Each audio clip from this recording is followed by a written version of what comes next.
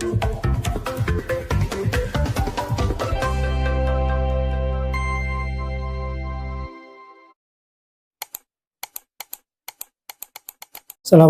warahmatullahi wabarakatuh. Bismillah, alhamdulillah, wassalatu wassalamu ala rasulillah Sayyidina Muhammad ibn Abdillah wa ala alihi wa sahbihi wa mawalah. La hawla wa la quwata illa billah. Rabbi shrah li sadri wa yassir li amri wahlul 'uqdatam min lisani yafqahu qawli. Fatahu ya alim, amma ba'd. Alhamdulillah, segala puji bagi Allah Subhanahu wa Ta'ala yang telah mengangkat derajat orang-orang yang mempunyai ilmu dengan derajat yang sangat tinggi.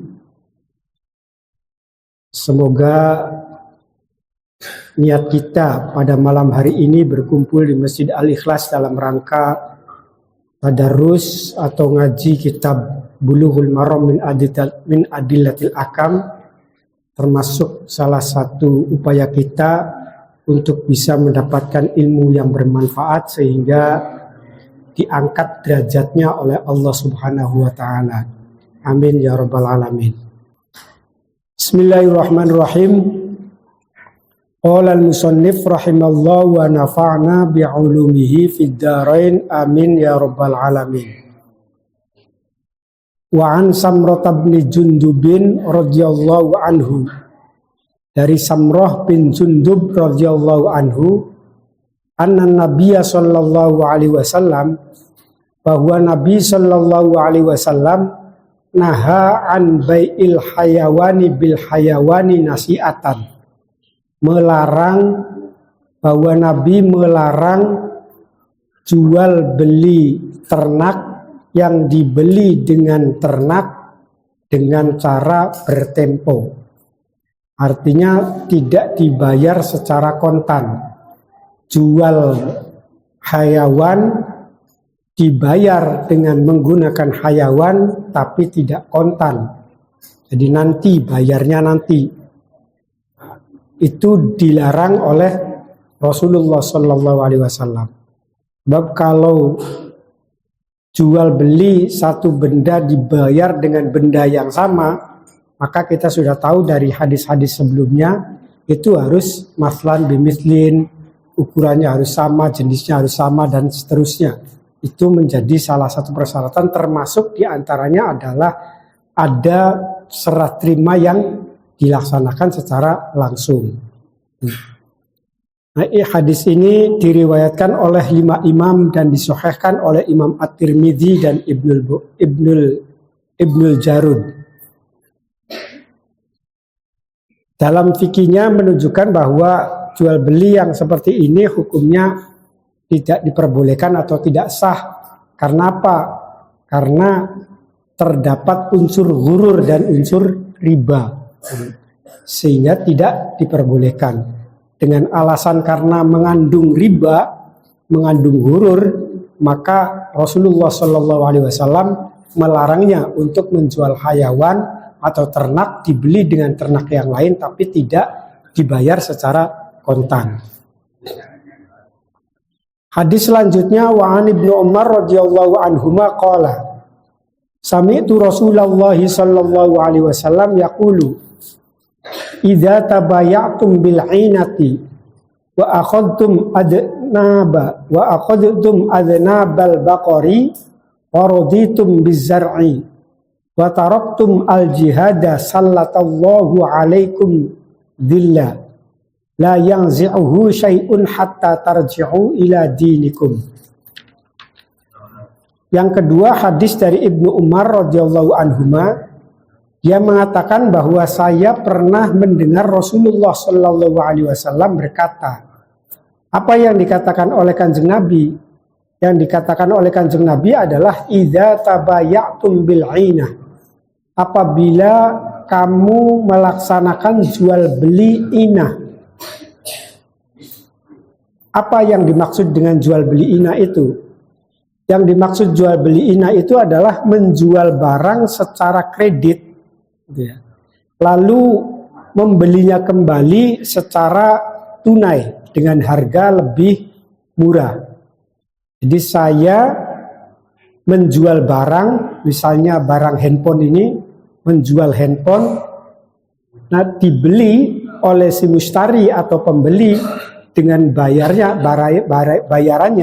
kredit, misalnya selama 3 bulan. Nah, lalu ini dibeli kembali, artinya saya membeli kembali terhadap barang yang sudah dijual kepada mustari dengan harga yang lebih murah. Nah, itu yang dimaksud dengan bai'ul inah, istilahnya bai'ul inah. Jadi contoh kasusnya misalnya si A menjual barang ke B. Ini contohnya. Si A menjual barang ke B dengan sistem kredit. Harganya misalnya 10 juta. Jadi si A menjual barang, menjual motor ke si B, dibayarnya kredit selama 3 tahun. Harganya 10 juta. Nah, lalu kemudian B menjual kembali barang tersebut kepada si A secara tunai dengan harga 8 juta. Jadi dia beli 10 juta, bayarnya kredit nanti selama 3 tahun. Nah, tapi barang ini dijual kembali kepada penjual yang awal atau kepada si A lah kalau dalam praktek tadi. Nah, itu tapi harganya tidak 10 juta. Harganya 8 juta. Gambaran praktek dari bai'ul inah. Sehingga si B ini dalam kasus A menjual kepada si B, B kemudian menjual kembali kepada si A dengan harga yang lebih murah, itu si B mendapatkan uang tunai. Keuntungannya dia mendapatkan uang tunai. Tetapi masih punya hutang 10 juta. Jadi hakikatnya yang ditarget oleh 2 orang yang melakukan transaksi itu sebenarnya adalah bukan target barang, tapi ada target yang lain. Nah, kalau dalam bahasa sederhananya mungkin ini riba terselubung, gitu, riba terselubung. Jadi targetnya sebenarnya adalah duit kontan itu yang 8 juta itu. Saya pengen dapat duit 8 juta. Gimana ya caranya? Nganggo taktik, pakai cara. Oh, ya sudah kalau begitu saya beli ini motor. Berapa harganya? 10 juta. Tapi saya bayarnya nggak sekarang ya. Saya kredit selama 3 tahun. Oke. Setelah barang itu diambil oleh saya dan saya belum selesai melunasi hutangnya, belum 3 tahun, barang ini langsung dijual kembali kepada si pembeli dengan harga yang lebih murah. Tentu si pembeli tadi karena dia menjualnya 10 juta, kembali memborong barang dengan harga yang lebih murah. Saya jual ini 10 juta, lalu kemudian saya ngulaknya harga yang lebih murah. Tentu ini menguntungkan terhadap si pembeli yang awal. Tapi targetnya orang yang beli tadi, yang pertama tadi, itu bukan barang. Dia hanya berkeinginan untuk mendapatkan uang tunai tadi. Nah, kenapa yang demikian itu tidak diperbolehkan? Karena uang hutang yang awal itu, yang kredit tadi yang belum jatuh temponya itu belum selesai, tapi ditumpuk dengan praktek yang kedua. Nah, sehingga di sini ada hailah, ada rekayasa yang sebenarnya itu targetnya bukan target utama. Itu yang sehingga dilarang oleh digambarkan di dalam bai'ul inah. Katakan Nabi, idza baya'tum bil ainati, apabila kamu melaksanakan jual beli inah dengan praktek yang seperti tadi, wa khudtum adnabal baqari, dan mengambil ekor sapi, wa raditum bizar'i, dan hidup puas menunggu tanaman. Artinya waraditum bizar'i, ridho dengan tanaman, artinya nyantai-nyantai sudah dianggap ya puaslah dengan hanya menunggu-nunggu saja. wa taraktum al-jihada, sehingga meninggalkan jihad, sallallahu alaikum dillah, maka Allah akan memberikan dia kehinaan. Allah akan menghukumi dia sebuah kehinaan. La yangzi'uhu syai'un, yang tidak bisa dilepaskan oleh sesuatu pun, hatta tarji'u ila dinikum, sehingga dia kembali kepada agamanya. Artinya apa? Artinya bahwa praktek bai'ul inah, praktek hidup santai yang membuat dia meninggalkan kewajiban untuk melaksanakan jihad, itu adalah sesuatu yang apabila dilaksanakan maka Allah akan memberinya sebuah kehinaan kepada dirinya. Jadi, ada doror yang ditimpa, ada doror yang didapatkan oleh seseorang yang melakukan praktek bai'ul inah dan seseorang yang tidak mau berjihad lah. Intinya begitu, tidak mau berjihad. Orang yang tidak mau berjihad dan orang yang melaksanakan akad jual beli inah dengan praktek seperti yang tadi digambarkan, maka dia akan diberikan kehinaan oleh Allah Subhanahu wa taala.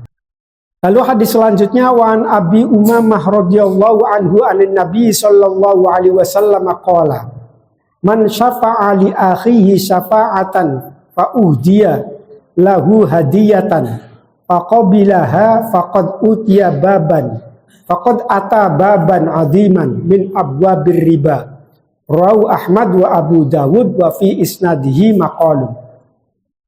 Dari Abi Umamah radhiyallahu anhu, dari Nabi sallallahu alaihi wasallam, dia mengatakan, barang siapa man syafa'a li akhihi syafa'atan, barang siapa yang membantu, mensyafaati saudaranya, membantu yang baik kepada saudaranya, fa'ahdalahu hadiyatan, lalu kemudian memberinya sebuah hadiah, fa'ahdalahu hadiyatan faqabilaha, kemudian orang tersebut menerima, faqad ata baban aziman min abwabir riba, maka sesungguhnya dia telah mendekati pintu besar dari pintu-pintu riba. Jadi kalau kita nolong orang, membantu orang, setelah membantu orang, lalu kemudian orang tersebut memberikan hadiah kepada kita yang telah membantunya, lalu kemudian kita menerimanya. Nah, yang demikian itu dianggap oleh Kanjeng Nabi sebagai qad ata baban aziman min abwabil riba, sebagai langkah kita mendekati terhadap praktek riba. Jadi ada sesuatu yang sangat tipis, gitu. Sesuatu yang sangat tipis antara praktek ketika orang memberikan reward karena dia telah membantu dirinya dengan sesuatu yang baik, karena sampean sudah memberikan menunjukkan kepada sesuatu yang baik kepada saya, maka saya kasih hadiah Anda. Lalu kemudian diterimanya. Nah, yang demikian ini merupakan praktek yang sangat tipis sekali dengan yang namanya riba. Oleh karenanya digambarkan oleh Kanjeng Nabi sebagai faqad ata baban aziman min abwabir riba. Dia telah mendekati satu pintu besar yang namanya bab riba. Kedekatannya dari mana? Dekatnya dari rosi wal murstashi, antara orang yang disogok dengan orang yang menyogok. Seolah-olah dia membantu orang lain dalam membantu kebaikan orang lain yang kemudian diberikan hadiah, itu dalam rangka apa? Dalam rangka karena rosi, menyogok, dan seorang yang menerimanya itu adalah murtashi, atau orang yang membantunya tadi memberikan syafaatnya itu adalah murtashi, orang yang disogoknya. Itu praktek tipisnya ada di situ. Sementara di dalam hadis yang lain dikatakan, wa an Abdullah bin Umar bin ibnu al-As radhiyallahu anhuma qala la'ana Rasulullah sallallahu alaihi wasallam ar-rasi wal murtashi. Rawahu Abu Dawud at-Tirmidzi wa sahahahu. Dari Abdullah bin Umar bin As radhiyallahu anhuma, dia mengatakan bahwa Rasulullah sallallahu alaihi wasallam melaknat orang yang menyuap dan orang yang disuap.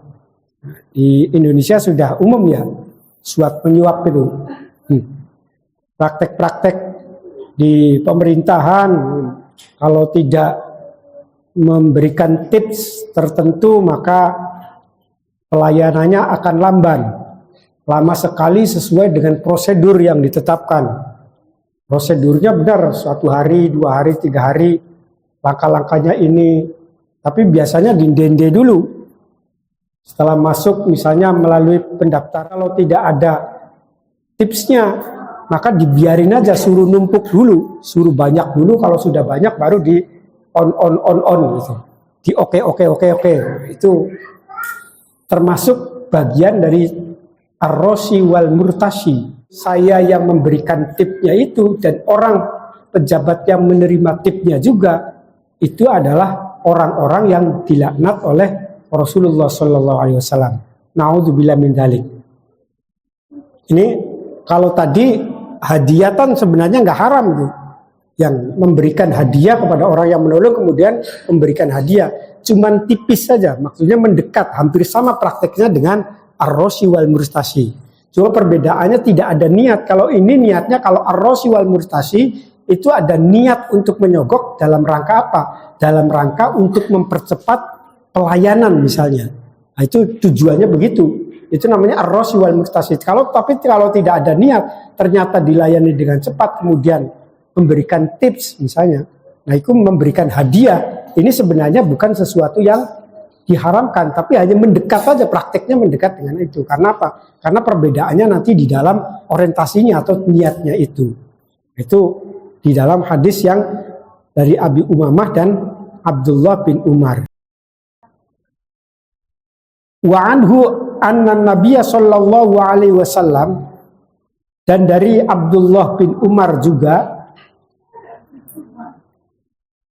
anna Nabiyya sallallahu alaihi wasallam, bahwa Nabi Muhammad sallallahu alaihi wasallam amarahu ayyujahiza jaisan fanafidat al-ibilu fa amarahu ayyakhuza ala qaisis sadaqati qala fa kuntu akhdul ba'iri bil ba'iraini ila ibilis sadaqati. Rawahu al-Hakim wal Baihaqi wa rijaluhu thiqatun. Dari Abdullah bin Umar bin As juga, bahwa Nabi Shallallahu Alaihi Wasallam pernah memerintahkan Abdullah bin Umar untuk mempersiapkan pasukan perang, untuk mempersiapkan jais. Fanafidat al-ibilu, tetapi ternyata di lapangan unta-untanya itu habis. Jadi suruh mempersiapkan orang-orang bala tentara, tapi kendaraan untuk berperangnya yaitu onta itu ternyata sudah kehabisan. Fa amarahu ayyakhudha ala qasaisis sadaqati. Akhirnya Rasulullah Shallallahu Alaihi Wasallam memerintahkan untuk mengambil onta dari hasil zakat. Jadi ayyakhudha ala qasaisis sadaqah. Memerintahkan karena habis, maka memerintahkan untuk mengambil onta dari hasil zakat. Qala fa kuntu akhdul ba'iri bil ba'ir. Ini ila iblis sadaqati.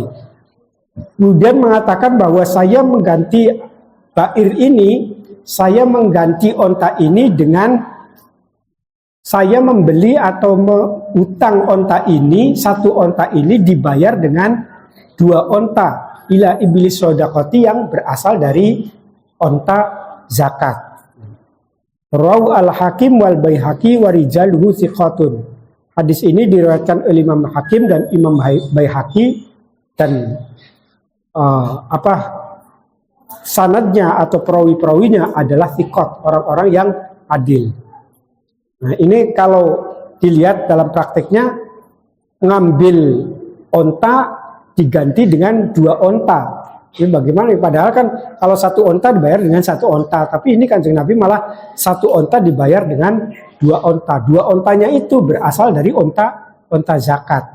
Nah, ini ada ulama yang mengatakan karena keterdesakan, karena kebutuhan jihad tadi untuk peperangan tadi, maka menjadi sesuatu yang diperbolehkan. Artinya ada ad-darurat tubihul mahdurat kalau di dalam konteks usul fikihnya. Sesuatu yang darurat itu membuat diam atau menempatkan sesuatu menjadi sesuatu yang diperbolehkan. Ada ulama yang mengartikan yang demikian terkait dengan kok bisa satu unta dibayar dengan dua unta. Nah, itu karena kebutuhan tadi an ayujahiza jaisan, mempersiapkan pasukan perang tapi kehabisan untanya, maka ada sesuatu yang bersifat doruri atau bersifat darurat.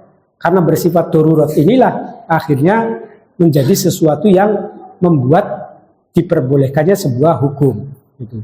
Kalau kaidahnya ad-darurat tubihul mahdurat. Sesuatu yang darurat membuat boleh sesuatu yang tidak diperbolehkan, yang diharamkan.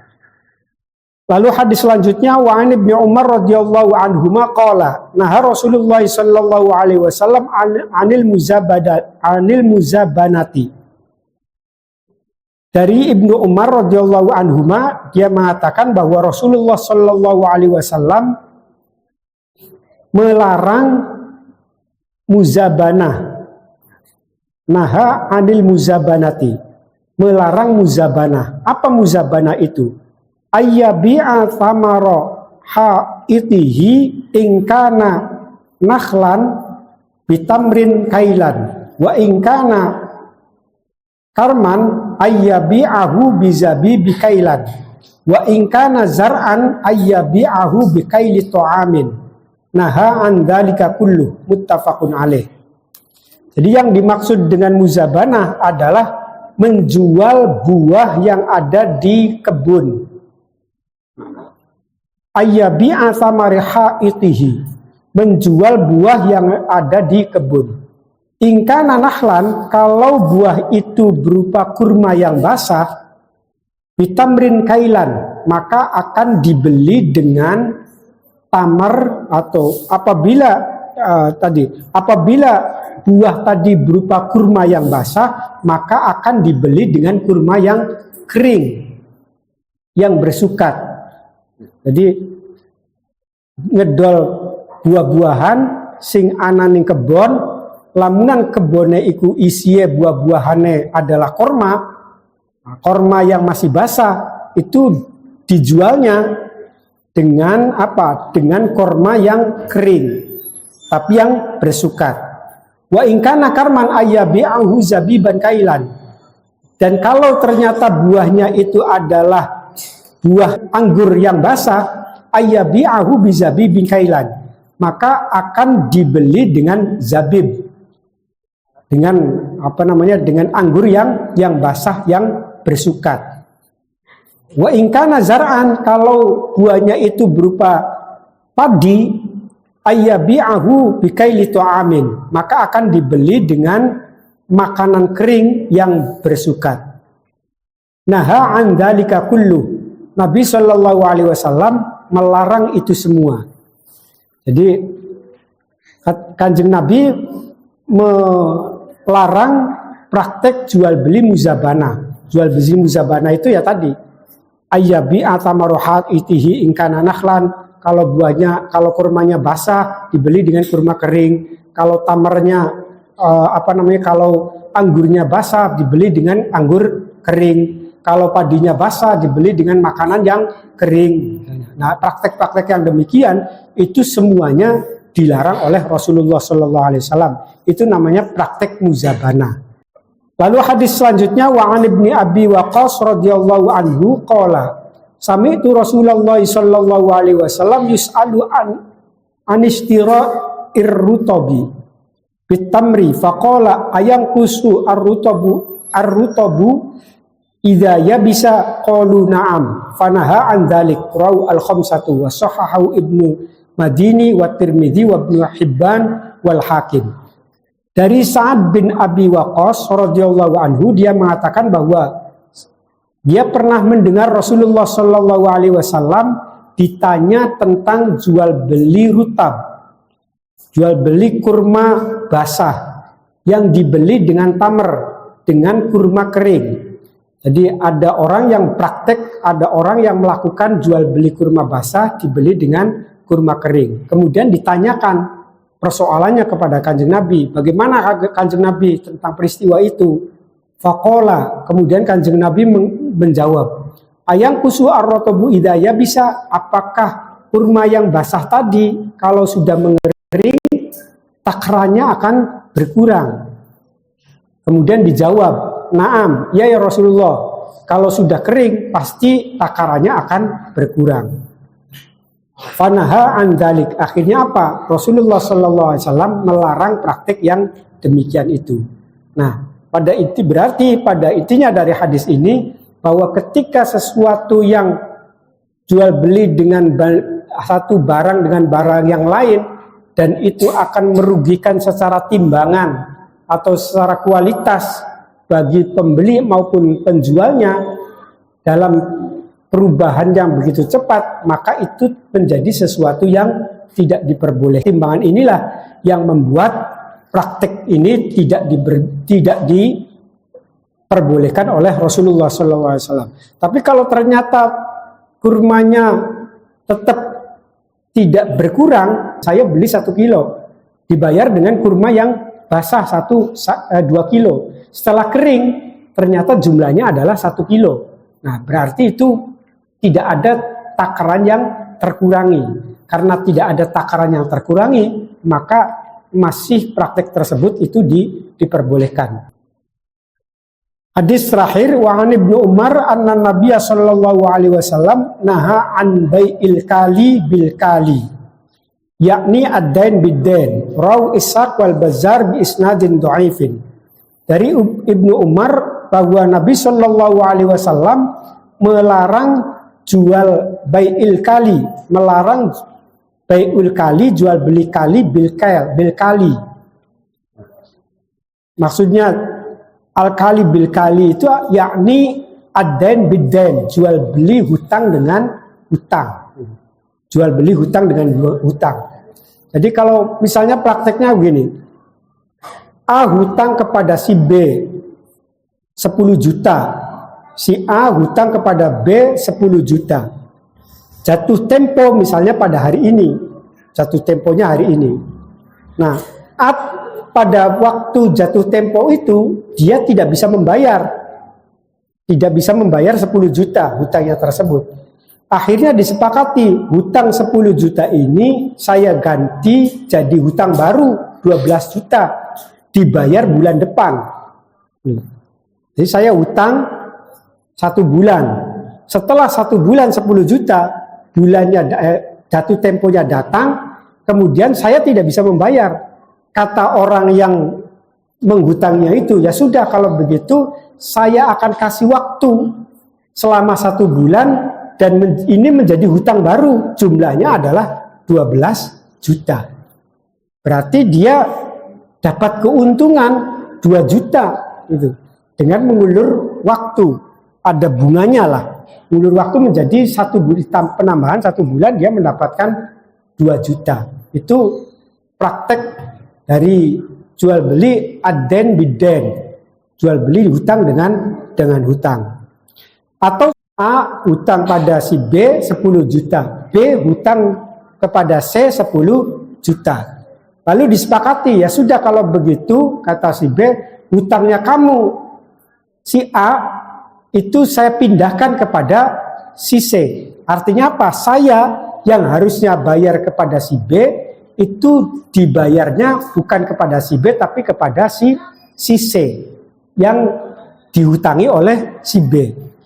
Jadi ya wis bakal mengkono utangnya kita dipur ya, tapi bayarnya mana lah? Membucakan.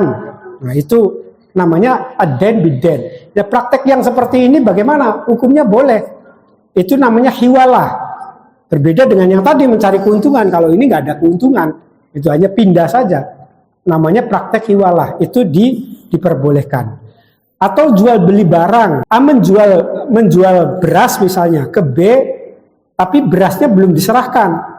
B membayar dengan janji bulan depan, uangnya juga belum diserahkan. Jadi barang tersebut belum ada dan uang tersebut juga belum dibayar.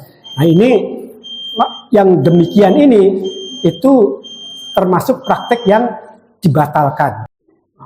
Atau hutang ditukar dengan hutang misalnya. Atau misalnya seorang punya cicilan motor lalu ambil pinjaman baru untuk bayar cicilan lama. Saya utang motor 1 tahun, setelah itu saya cari utangan lagi, ngajuaken kur. Dalam rangka apa? Dalam rangka untuk membayar utang ini, sama-sama berbunga.